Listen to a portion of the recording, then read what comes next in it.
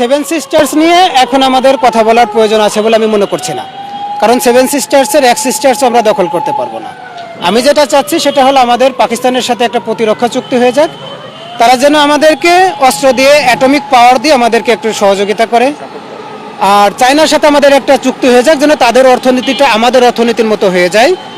তুরস্কের সাথে একটা চুক্তি হয়ে যাক যেন তাদের ড্রোন শিল্পটা আমাদের দেশে চলে আসে। তাহলে হবে কি, সীমান্তে আমাদের যে মানুষ হত্যা হচ্ছে, আমরা তো আর তাদের প্রতিশোধ ছাগল চুরির প্রতিশোধই তো নিতে পারলাম না। তাহলে কি হবে, পাকিস্তানের সীমানায় আমাদের সীমানায় যখন একজন মানুষ মারবে, পাকিস্তানের সীমানায় তাদের 10 জনকে ফেলে দিক, চীনের সীমান্তে লাদাখের সীমান্তে তাদের 10 জনকে ফেলে দিক, আমরা এখানে বসে হাদি ভাইয়ের মতো মুড়ি বাতাসা দিয়ে উদযাপন করি। এখন আমাদেরকে ঠিক করতে হবে যে আমাদের স্বরাষ্ট্রনীতি, পররাষ্ট্রনীতি, অর্থনীতিটা আমরা ঠিকভাবে সাজাতে পারতেছি কিনা।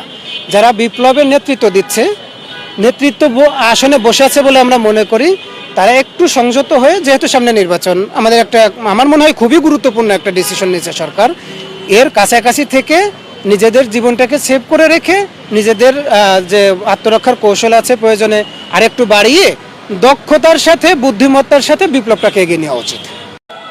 সেভেন সিস্টার্স নিয়ে এখন আমাদের কথা বলার প্রয়োজন আছে বলে আমি মনে করছি না, কারণ সেভেন সিস্টার্সের এক সিস্টার্স আমরা দখল করতে পারবো না। আমি যেটা চাচ্ছি সেটা হলো আমাদের পাকিস্তানের সাথে একটা প্রতিরক্ষা চুক্তি হয়ে যাক, তারা যেন আমাদেরকে অস্ত্র দিয়ে অ্যাটমিক পাওয়ার দিয়ে আমাদেরকে একটু সহযোগিতা করে। আর চায়নার সাথে আমাদের একটা চুক্তি হয়ে যাক যেন তাদের অর্থনীতিটা আমাদের অর্থনীতির মতো হয়ে যায়। তুরস্কের সাথে একটা চুক্তি হয়ে যাক যেন তাদের ড্রোন শিল্পটা আমাদের দেশে চলে আসে। তাহলে হবে কি, সীমান্তে আমাদের যে মানুষ হত্যা হচ্ছে, আমরা তো আর তাদের প্রতিশোধ ছাগল চুরির প্রতিশোধই তো নিতে পারলাম না।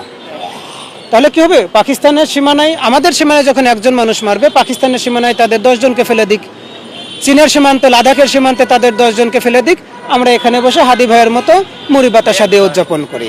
এখন আমাদেরকে ঠিক করতে হবে যে আমাদের স্বরাষ্ট্রনীতি, পররাষ্ট্রনীতি, অর্থনীতিটা আমরা ঠিকভাবে সাজাতে পারতেছি কিনা।